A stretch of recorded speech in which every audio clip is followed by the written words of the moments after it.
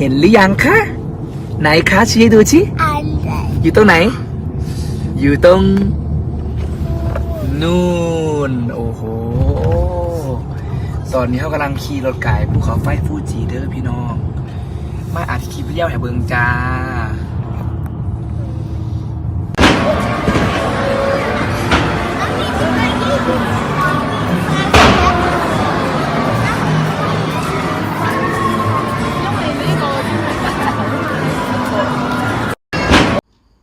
สวัสดีจ้าแม่แม่สาวบึงการบ่ได้มามือนี่เบิดเว้นเดินทางไก่จ้าเดินทางไก่สาวบึงการก็เลยหอดหมองหอดบ้านหอดซองแล้วสาวบึงการไม่เห็นคลิปบอดบีกเพิ่นลงแม่ว่าแล้วอารมณ์ใดจ้าอารมณ์แบบนี้อารมณ์คิดหอดลูกเลยเด้เนาะจ้าเนาะอารมณ์ที่แบบว่าไปเปิดโซเชียลเห็นอะไรหลายๆอย่างบ่พี่น้องไปเปิดโซเชียลแล้วเห็นอะไรหลายๆอย่างบ่มันจะมีช่วงนี้มันจะมีป้าข้างบ้านอีหยังแน่ก็สิมากโพสต์รูปลูกเพิ่นเนาะ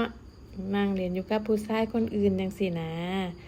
อันนี้ความรู้สึกสาวเบิ่งการคิดว่าเองได้พี่น้องมันก็จะมีคนที่โพสต์รูปลูกเพิ่น2คนช่วงมือ2มือ3มือมานี้ละโพสต์ดีพี่น้องพี่เลี้ยงกับโพสต์อันบ้านนั่งเรียนเอียงกันจังซี่นะ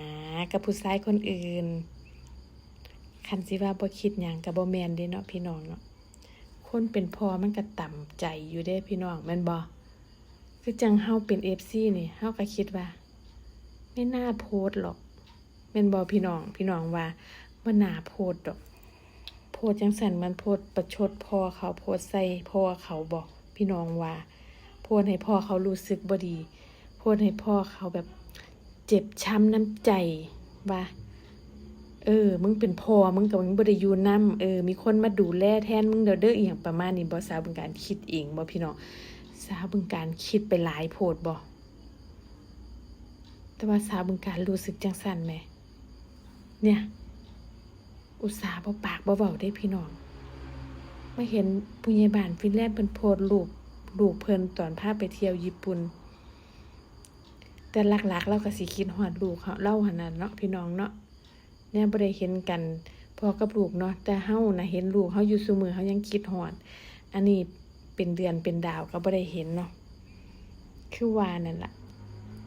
ความคิดฮอดมันอันดับหนึ่งแต่ความที่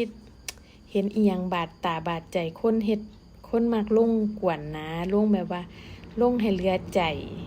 มันก็จะมีคนที่แบบว่าคันเพิ่นเหลือใจแล้วก็สิสะใจประมาณนี้แหมพี่น้องมีอยู่เด้คนประเภทนี้ผู้ใดก็ย่านแบบว่าอย่าคิดว่าบ่มีเถาะมีคิดดีปานใดก็มีลงให้เขาเหลือใจต้องให้ผู้ใหญ่บ้านฟินแลนด์เหลือใจลงรูปลูกเพิ่นนั่งอยู่กับผู้ชายคนอื่นแบบเล่นกันประมาณนี้